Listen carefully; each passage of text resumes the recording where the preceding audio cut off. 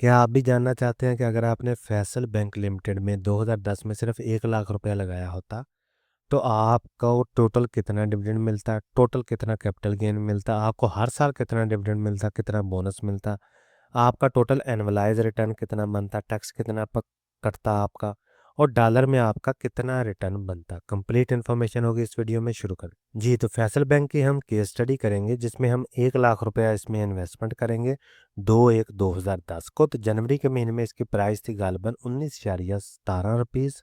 Share हमें मिलते हैं 5216। और फिर हम देखेंगे कि हर साल ये कंपनी हमें क्या कुछ देती है, और फाइनल में हम बात करेंगे रिटर्न समरी की। तो 2010 में ये कंपनी हमें एक बोनस देती है जिसके बाद शेयर बढ़कर हो जाते हैं 6259। 2011 में भी ये कंपनी हमें एक बोनस देती है जिसके बाद शेयर बढ़कर हो जाते हैं 7041। 2012 में ये कंपनी हमें बोनस देती है जिसके बाद शेयर बढ़कर हो जाते हैं 7921। 2013 में भी ये कंपनी हमें बोनस देती है जिसके बाद शेयर बढ़कर हो जाते हैं 8912। 2014 में ये कंपनी हमें कुछ भी नहीं देती। 2015 में ये कंपनी हमें दोबारा एक बोनस देती है जिसके बाद शेयर बढ़कर हो जाते हैं 10,248। 2016 में ये कंपनी हमें एक डिविडेंड देती है जिसकी वैल्यू होती है 10,000 रुपया, जो कि 1 रुपये पर शेयर के हिसाब से मिलता है हमें। 2017 में ये कंपनी हमें एक बोनस देती है जिसके बाद शेयर बढ़कर हो जाते हैं 11,273। और 2018 में भी ये कंपनी हमें एक बोनस देती है जिसके बाद शेयर बढ़कर हो जाते हैं 12,964। 2019-20 में हमें ये कंपनी कुछ भी नहीं देती, ना कोई डिविडेंड ना कोई बोनस। 2021 में ये कंपनी हमें 0.5 रुपीज़ पर शेयर के हिसाब से डिविडेंड देती है जिसकी वैल्यू बनती है तकरीबन 6400 रुपया, जो कि हम डिविडेंड की माध्यम में ले लेते हैं। 2022 में ये कंपनी हमें 2 डिविडेंड देती है, 1 रुपया पर शेयर के हिसाब से और 0.5 रुपीज़ पर शेयर के हिसाब से, जिसकी वैल्यू बनती है तकरीबन 12,000 रुपया और तकरीबन 6,400, जो कि हम डिविडेंड की मद में ले लेते हैं। आगे हम चलते हैं 2022 में। दोबारा ये हमें तीसरा डिविडेंड देता है 5.5 रुपीज़ पर शेयर के हिसाब से, जिसकी वैल्यू बनती है 71,000 रुपया। 2023 में भी ये कंपनी हमें 1, 2 एंड 3 तीन डिविडेंड देती है, 1 रुपया, 1 रुपया और 1 रुपया, जिसकी वैल्यू बनती है 12,000, 12,000 और 12,000, जो कि हम 2023 में ले लेते हैं। 2024 में ये कंपनी हमें 1, 2, 3, 4 चार डिविडेंड देती है, 2 रुपये का, 1 रुपये का, 2 रुपये का और 1.5 रुपीज़ पर शेयर के हिसाब से, जिसकी वैल्यू बनती है 19,000, 25,000, 12,000 और तकरीबन 25,000, जो कि हम डिविडेंड की मद में ले लेते हैं। 2025 में चलते हैं। तो 25 में भी हमें 4 डिविडेंड मिलते हैं, 2.5 रुपीज़, 1.5 रुपीज़, 1.5 रुपीज़ और 1.5 रुपीज़, जो कि हम डिविडेंड की मद में ले लेते हैं, जिसकी वैल्यू बनती है 19,000, 19,000, 19,000 और 32,000, जो कि हम बैंक अकाउंट में रिसीव कर लेते हैं। जी। तो यहाँ तक तो हमने ये जाना कि 2010 से लेके 2026 तक इस कंपनी ने हमें ईयर ऑन ईयर बेसिस पे क्या कुछ दिया। अभी हम बात करेंगे रिटर्न समरी की। तो हमारे पास 13 मार्च वाले दिन टोटल शेयर हो गए हैं 12,964। प्राइस इसकी बनती है 81.38 रुपीज़ 13 मार्च 2026 वाले दिन। वैल्यू इसकी बनती है तकरीबन 10 लाख रुपया। हमारी कॉस्ट कितनी है? ये 1 लाख रुपया, क्योंकि हमने जनवरी के महीने में सिर्फ 1 लाख रुपए की इन्वेस्टमेंट की थी। तो अगर हम इसे आज सेल करते हैं तो हमारे पास जो अनरियलाइज प्रॉफिट आएगा तकरीबन 9,55,000 रुपये का आएगा।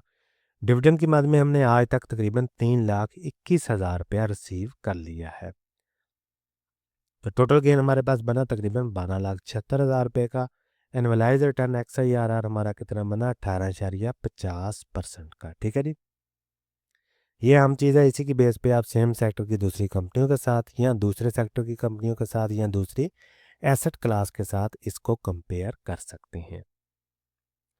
आगे हम बात करेंगे टैक्स की। तो डिविडेंड हमने ले लिया 3,21,000 रुपये का, इस पे हमने 15% टैक्स भी देना है, जिसके बाद हमारे पास अमाउंट बनती है 2,73,000 रुपया। तो कैपिटल गेन अगर हम इसे आज सेल करते हैं तो हमारे पास 9,55,000 का प्रॉफिट आएगा। इस पे हम 15% टैक्स देंगे, जो कि बनता है तकरीबन 14,000, और आफ्टर टैक्स हमारे पास अमाउंट बनेगी तकरीबन 8,11,000 रुपया। तो टोटल हमारे पास ग्रास में आ गया 12,76,000 रुपया। इस पे हमने टैक्स दिया, टैक्स के बाद हमारे पास अमाउंट बनी 10,85,000 रुपये की। ठीक है जी।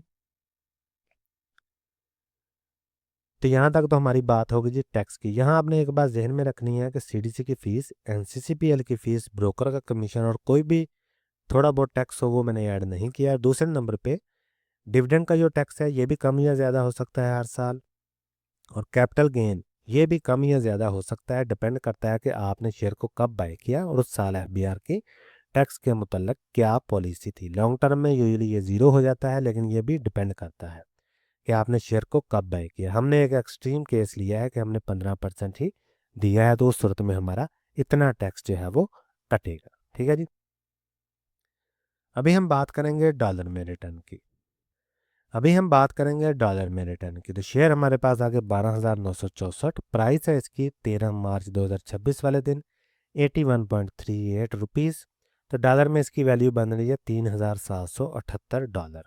कास्ट हमारी कितनी है, ये $1184, क्योंकि हमने जनवरी 2010 में 1 लाख रुपए इन्वेस्ट किया, तो 1 लाख की जो वैल्यू थी 2010 में जनवरी के महीने में वो $1184 थी। तो अनरियलाइज प्रॉफिट हमारे पास आ गया $2594। डिविडेंड की मद में हमने आज तक $1311 जो है वो रिसीव कर लिए हैं, क्योंकि हमने जिस भी साल डिविडेंड दिया उस साल उस स्टेट को जो भी डॉलर की वैल्यू थी उसको हमने कन्वर्ट कर लिया और उन तमाम डिविडेंड को डॉलर टर्म में जमा कर लिए। तो हमारे पास $1311 आ गए डिविडेंड की मद में। टोटल गेन हमारे पास आ गया जी $3905, जो कि बनता है 329.70%। तो डॉलर टर्म में हमारे पास गेन आ गया इतना 3905।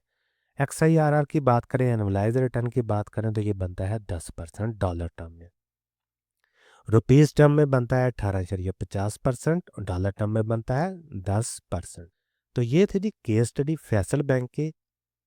केस स्टडी करने का बेसिक जो पर्पज़ होता है वो यही होता है कि हमें पता चल सके कि पास में इस कंपनी की परफॉर्मेंस कैसी रही है, इसकी प्राइस गेन कैसी रही है, इसका पे आउट कैसा रहा है। और अगर हम इसी को फ्यूचर में ले जाएं तो अगर इसका पे आउट सेम टाइप का रहता है, प्राइस का गेन जो है वो सेम टाइप का तकरीबन मिलता जुलता ही रहता है, तो फ्यूचर में भी हमें इससे मिलता जुलता ही डिविडेंड मिलेगा, कैपिटल गेन मिलेगा और टोटल गेन मिलेगा। अगर प्राइस अच्छी मूव करती है तो हमारा जो कैपिटल गेन है वो बढ़ जाएगा। अगर पे आउट अच्छी देती है जो कंपनी इससे भी ज़्यादा देती है तो ऑफ कोर्स हमारा डिविडेंड जो है वो ज़्यादा हो जाएगा और हमारा टोटल गेन बढ़ जाएगा।